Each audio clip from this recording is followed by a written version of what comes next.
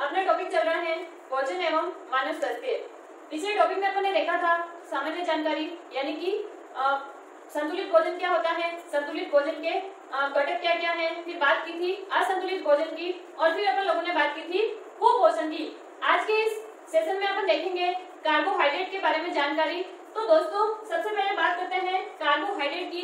तो जैसा कि नाम से पता चला है कार्बो, और कार्बो का मतलब होता है कार्बन, और दूसरा होता है हाइड्रेट, और हाइड्रेट का मतलब होता है जल।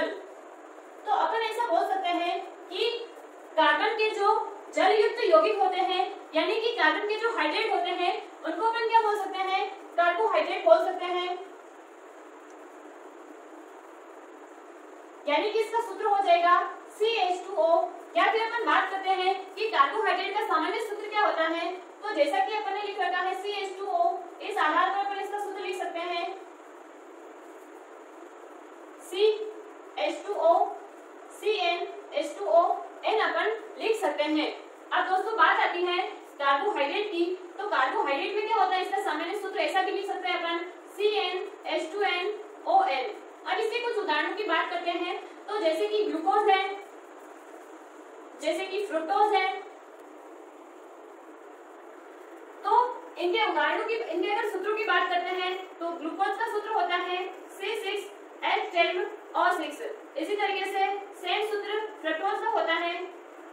अब दोस्तों बात करें कि इनमें कार्बन, हाइड्रोजन एवं ऑक्सीजन का अनुपात क्या होता है, तो यहाँ पर बात करते हैं कार्बन, हाइड्रोजन, ऑक्सीजन। तो दोस्तों यहाँ पर आपको सूत्र में नजर आ रहा होगा कि कार्बन की संख्या 6 है, हाइड्रोजन की संख्या 12 है, इसी तरीके से ऑक्सीजन की बात करें तो ये संख्या में कितने हैं, 6 है।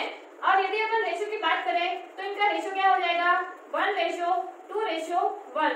तो कार्बोहाइड्रेट का जो सामान्य अनुपात है, यानी कि कार्बन, हाइड्रोजन एवं ऑक्सीजन से मिलकर बने हुए यौगिक कार्बोहाइड्रेट कहलाते हैं। और इनमें सामान्यतः कार्बन, हाइड्रोजन और ऑक्सीजन का अनुपात क्या होता है, 1:2:1 होता है।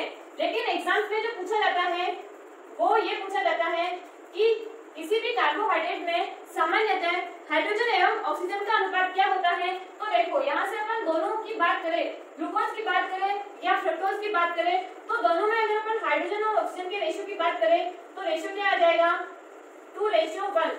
तो सामान्यतः अपने को ये ध्यान में रखना होता है कि कार्बोहाइड्रेट में सामान्यतः हाइड्रोजन एवं ऑक्सीजन का अनुपात कितना होता है, 2:1 होता है। अब ये हो गई कार्बोहाइड्रेट के बारे में सामान्य जानकारी। अब दोस्तों नेक्स्ट बात करते हैं कि कार्बोहाइड्रेट जो होते हैं ये कितने टाइप्स के होते हैं, कितने प्रकार से इनको वर्गीकृत किया जा सकता है।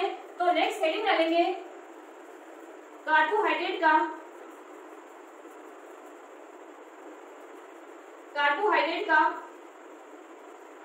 वर्गीकरण, क्लासिफिकेशन ऑफ कार्बोहाइड्रेट।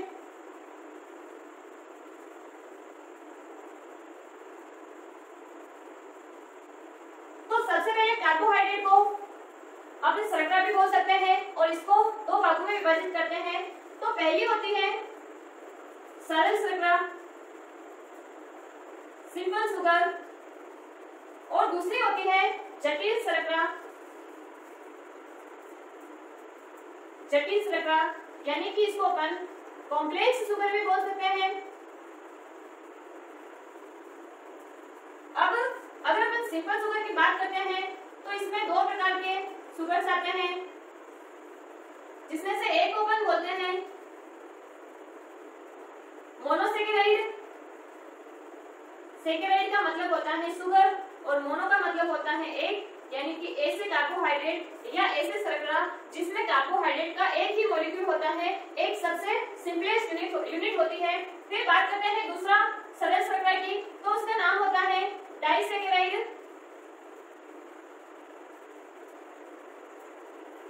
डाइसेकेराइड या फिर इस शुगर का एक और नाम है, उसको अपन बोल सकते हैं ओलिगोसेकेराइड।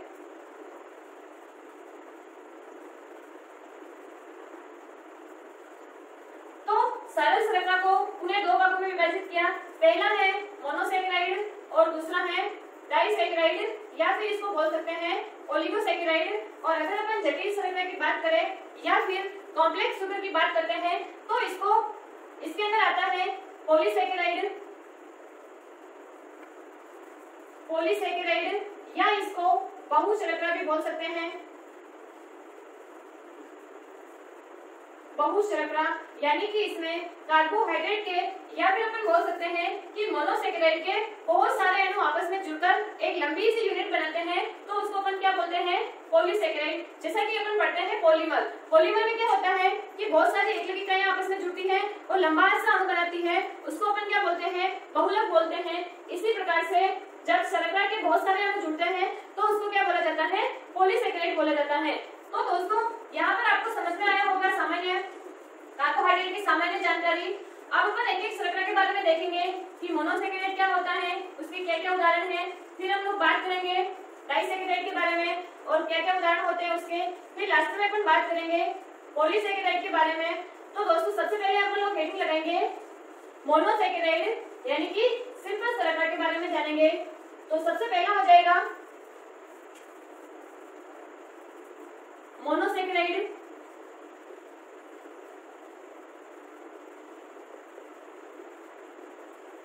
मोनोसेकेराइड नाम से पता चल रहा होगा कि इसमें क्या होता है? शर्करा का एक ही अणु होता है, उसको और अधिकतम सरल अणु में विभाजित नहीं किया जा सकता है। तो इसमें सबसे पहला पॉइंट अपन लिख सकते हैं, इसमें शर्करा का एक अणु होता है, एक अणु, या फिर अपन ये बोल सकते हैं कि सरलतम शर्करा, सरलतम शर्करा। अब क्योंकि ये अणु सबसे मतलब पहले से क्या है? छोटा है, सिंपलेस्ट है, यानी कि इसका अपन जल अपघटन करके अन्य छोटे अणु में विभाजित नहीं कर सकते हैं। तो बात आती है कि मोनोसेकेराइड शर्करा का जल अपघटन नहीं होता है, तो जल अपघटन नहीं हो सकता।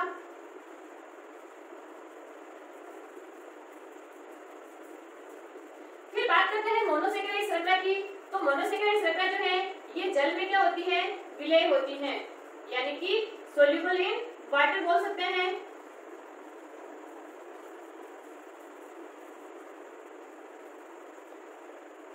फिर बात करते हैं कि ये स्वाद में कैसी होती है। तो दोस्तों आप सब लोगों ने ग्लूकोज खाया होगा, या फिर आपने शहद खाया होगा, या फिर आपने फ्रूट्स खाए होंगे, तो ये स्वाद में कैसे होते हैं? मीठे होते हैं। तो यहाँ पर लिख सकते हैं कि स्वाद में ये कैसे होते हैं? मीठे होते हैं। अब ये तो हो गई मोनोसेकेराइड के बारे में सामान्य जानकारी। अब अपन बात करते हैं इनके उदाहरणों की। तो अपन सबसे पहले उदाहरण देखेंगे ग्लूकोज। और ये जो ग्लूकोज है ये किसमें पाया जाता है? ये ग्रेप्स में पाया जाता है, इसीलिए ग्लूकोज को बोला जाता है ग्रेप शुगर यानी कि अंगूर शर्करा। तो हो जाएगा यहाँ पर अंगूर शर्करा, या इसको बोला जाता है ग्रेप शुगर।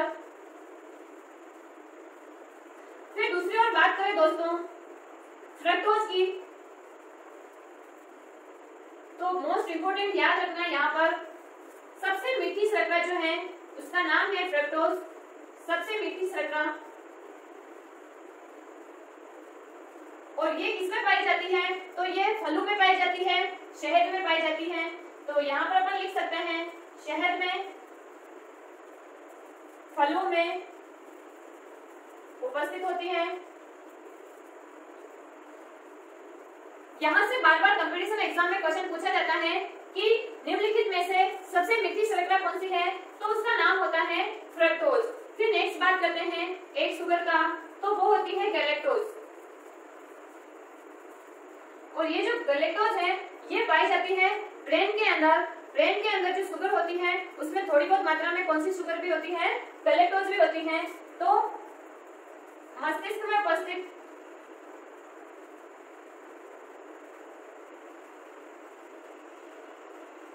अब ये हो गया अपना मोनोसेकेराइड के बारे में।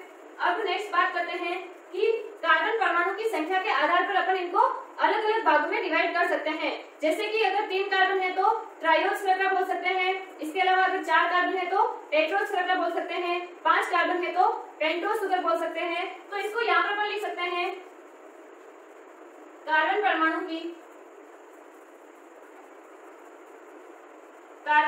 की संख्या के आधार पर संख्या के आधार पर शर्करा, तो यहाँ पर अगर एक कार्बन है तो मोनो बोल सकते हैं,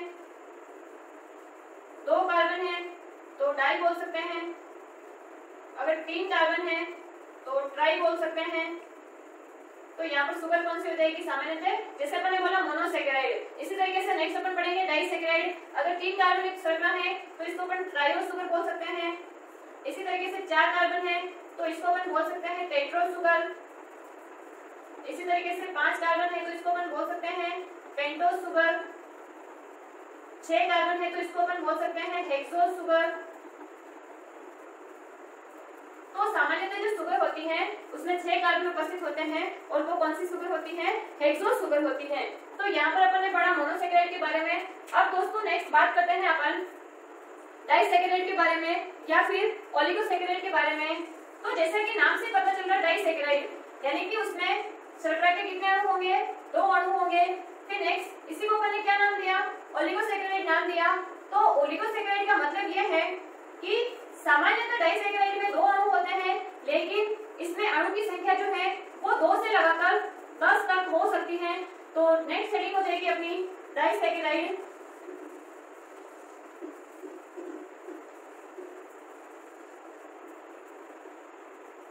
तो हेडिंग हो जाएगी डाइसेकेराइड।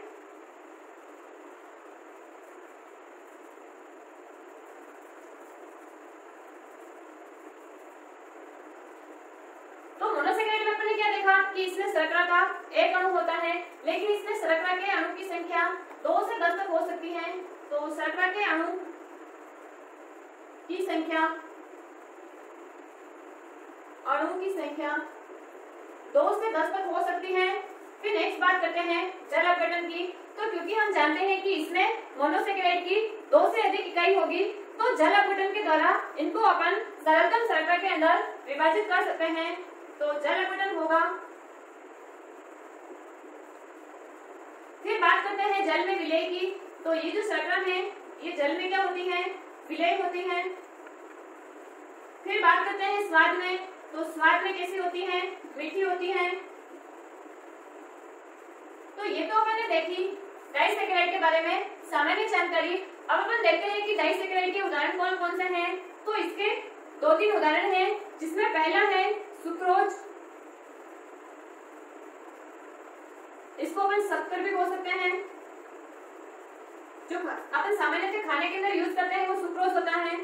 दूसरा होता है माल्टोज शर्करा। और तीसरी शुगर होती है जिसका नाम है लेक्टोज शुगर।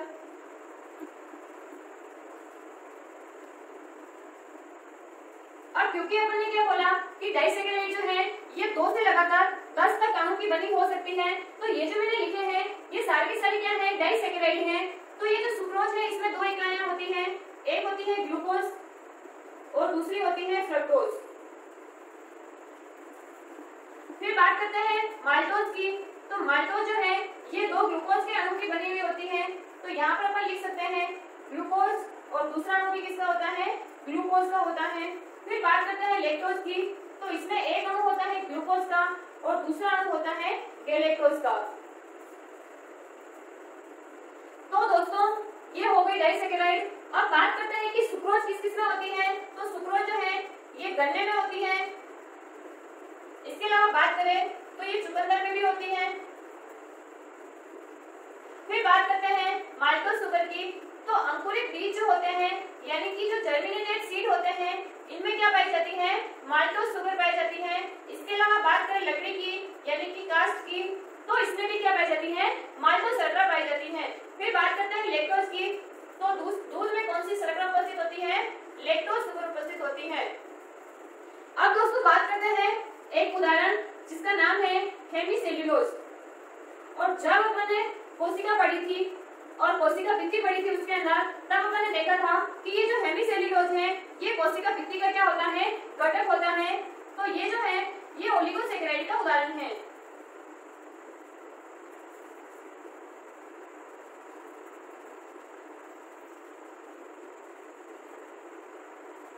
तो यहाँ पर अपन ने देखी डाइसैकेराइड श्रृंखला, ये इसको अपन ओलिगोसैकेराइड भी बोल सकते हैं। और यहीं पर अपन ने देखा कि कौन कौन से इसके उदाहरण हैं।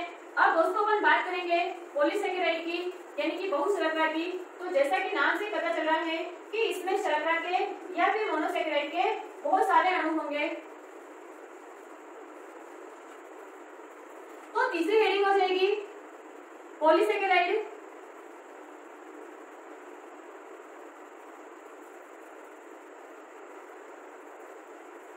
अब दोस्तों आपको समझ में आ रहा होगा, पॉली यानी कि मेनी मोर सुगर्स बोल सकते हैं, यानी कि शर्करा के बहुत सारे अणु।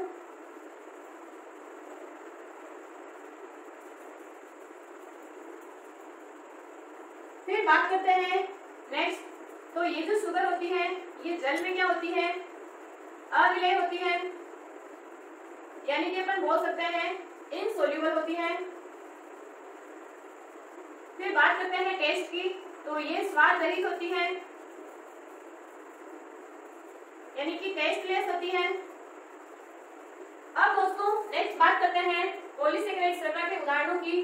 तो मोस्ट इंपोर्टेंट उदाहरण है इसके सारे के सारे, और हर बार एग्जाम में यहाँ से एक और एक क्वेश्चन पूछे जाता है। तो पहला इसका उदाहरण हो जाएगा, इसका उदाहरण है स्टार्च,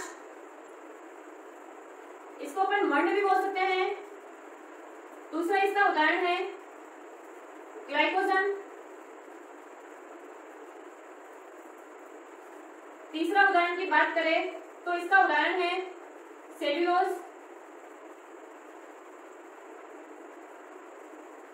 इसके अलावा और अगर इसके उदाहरण की बात करते हैं तो काइटिन हो जाएगा। और दोस्तों क्वेश्चन ये पूछा जाता है कि पौधों में संग्रहित भोजन किस रूप में होता है, तो वो होता है स्टार्च के रूप में। तो यहाँ पर अपन लिख सकते हैं पौधों में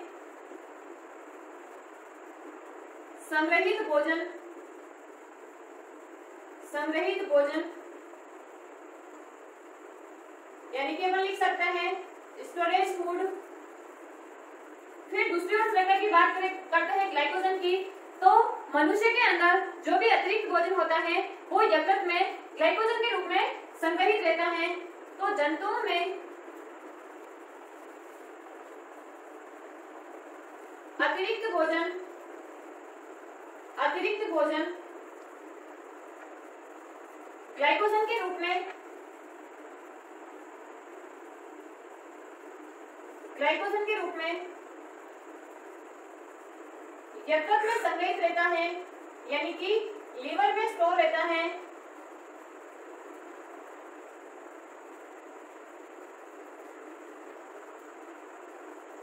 फिर नेक्स्ट बात करते हैं दोस्तों सेल्यूलोज की। तो जब मैंने आपको कोशिका भित्ति पढ़ाया था तो कोशिका भित्ति का जो मुख्य घटक होता है वो क्या होता है, सेल्यूलोज होता है। तो पादप कोशिका भित्ति में उपस्थित, पादप कोशिका भित्ति में उपस्थित लिख सकते हैं प्लांट सेल वॉल। फिर बात करते हैं काइटिन की। तो ये जो काइटिन है ये जो फंगस होती है या जो कवक होते हैं उनकी कोशिका भित्ति किसकी बनी हुई होती है, काइटिन की बनी हुई होती है। तो लिख सकते हैं कवकों की कोशिका भित्ति, कवक यानी कि इसको अपन फंगस बोल सकते हैं, फंजाई बोल सकते हैं। कोशिका भित्ति काइटिन की बनी हुई होती है, काइटिन से निर्मित। तो दोस्तों आपको समझ में आया होगा कि कार्बोहाइड्रेट का पादप या फिर जंतुओं के शरीर में क्या काम होता है। तो सबसे पहले अपन ने मोनोसैकेराइड की बात की, जैसे ग्लूकोज है, फ्रक्टोज है, ये सारे के सारे क्या करते हैं, ऊर्जा प्रदान करते हैं। तो इसका मतलब क्या है कि कार्बोहाइड्रेट के अगर कार्य की बात करते हैं तो उनका पहला कार्य क्या हो जाएगा, शरीर को ऊर्जा प्रदान करना। फिर दोस्तों अपन ने बात की थी डाइसैकेराइड श्रृंखला की। तो जैसे लैक्टोज है, माल्टोज है, ये सारे के सारे भी क्या काम करते हैं, शरीर को एनर्जी प्रदान करने का काम करते हैं। जैसे अंकुरित बीजों की बात करें या फिर दूध की बात करते हैं तो इनसे अपने को ऊर्जा भी मिलती है और कैल्शियम की प्राप्ति भी होती है। फिर बात करते हैं पॉलीसैकेराइड की। तो यहाँ से आपको समझ में आ रहा होगा कि कार्बोहाइड्रेट जो है ये क्या होता है, संग्रहित भोजन के रूप में भी उपस्थित होता है। या फिर अपन बात करते हैं सेल्यूलोज की। तो इसका मतलब क्या है कि कार्बोहाइड्रेट जो है ये संरचना का निर्माण भी करता है, यानी कि ये संरचनात्मक काम भी करता है। तो दोस्तों यहाँ पर अपना जो कार्बोहाइड्रेट से संबंधित जितने भी इंपॉर्टेंट पॉइंट्स थे वो अपन ने डिस्कस किए। इसके अलावा एक नोट लगाकर लिखेंगे कि जब 1 ग्राम कार्बोहाइड्रेट जो है ये डाइजेस्ट होता है तो इससे अपने को लगभग 4 किलो कैलोरी ऊर्जा जो है वो प्राप्त होती है। तो लिखेंगे यहाँ पर 1 ग्राम कार्बोहाइड्रेट से अपने को मिलती है 4 किलो कैलोरी एनर्जी, या अपन इसको ऐसे भी लिख सकते हैं 4 किलो कैलोरी प्रति ग्राम ऊर्जा। तो दोस्तों बात करें तो कार्बोहाइड्रेट से सबसे कम ऊर्जा प्राप्त होती है, लेकिन सबसे कम समय में या सबसे तेज जो ऊर्जा प्राप्त होती है वो कार्बोहाइड्रेट से प्राप्त होती है। इसीलिए आपने देखा होगा कि जब भी किसी के शरीर में एनर्जी की कमी हो जाती है तो इंस्टेंट ऊर्जा की प्राप्ति के लिए उसको क्या पिलाया जाता है, ग्लूकोज पिलाया जाता है। तो धन्यवाद दोस्तों। तो दोस्तों हम लोगों ने बात की कार्बोहाइड्रेट की सामान्य जानकारी और फिर हम लोगों ने देखा कार्बोहाइड्रेट के टाइप्स और उसमें हम लोगों ने पढ़ा मोनोसेकेराइड, डाइसेकेराइड और फिर हम लोगों ने पढ़ा पॉलीसेकेराइड। अब हम लोग बात करेंगे कि कार्बोहाइड्रेट की कमी से कौन सी अवस्था उत्पन्न होती है, उसको क्या बोला जाता है। फिर बात करेंगे कि कार्बोहाइड्रेट की अधिकता से कौन सी कंडीशन उत्पन्न होती है और उसको क्या बोला जाता है। तो दोस्तों जब भी साइंस पढ़ते हैं तो साइंस में कमी के लिए हमेशा एक वर्ड यूज करते हैं हाइपो, और अधिकता के लिए एक वर्ड यूज करते हैं उसको हम बोलते हैं हाइपर। तो यहाँ पर हम बात कर रहे हैं कार्बोहाइड्रेट की कमी, तो इसको अपन बोलेंगे हाइपोग्लाइसीमिया। तो यहाँ पर अपन लिखेंगे हाइपोग्लाइसीमिया।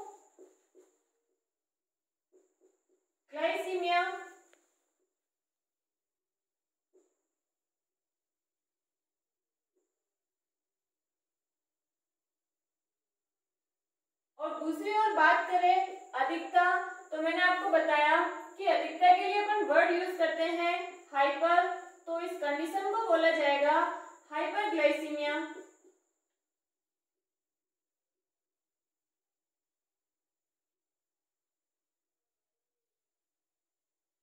अब दोस्तों ये तो हो गई कि कार्बोहाइड्रेट की कमी की अवस्था को क्या बोल रहे थे और अधिकता वाली कंडीशन को क्या बोल रहे थे। अब हम लोग बात करेंगे कि कृत्रिम शर्करा कौन कौन सी होती है। तो आर्टिफिशियल शुगर, तो 3 उदाहरण ऐसे हैं जो बार बार एग्जाम में पूछे जाते हैं और उनके नाम है सुक्रालोज, एस्पार्टेम और एक और नाम है उसको अपन बोलते हैं एलिटेम। तो बात करते हैं अपन कृत्रिम शर्करा।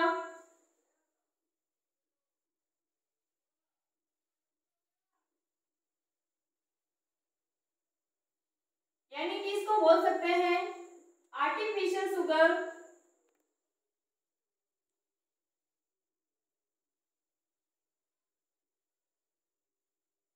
पहला उदाहरण है सुक्रालोज,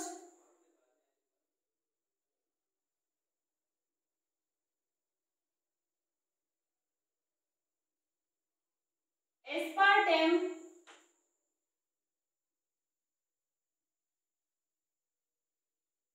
और तीसरा होता है एलिटेम।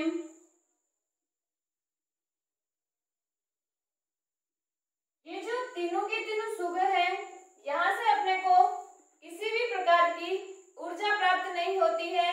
केवल क्या होता है, जैसे कि बहुत सारी चीजें होती हैं जो अपने को जो प्राकृतिक शुगर होती है उसकी तुलना में 1000 गुना 10,000 गुना मीठी लगती है, लेकिन इससे अपने को किसी प्रकार की कोई एनर्जी प्राप्त नहीं होती है। तो दोस्तों यहाँ पर अपना कार्बोहाइड्रेट वाला टॉपिक खत्म होता है। तो उम्मीद करती हूँ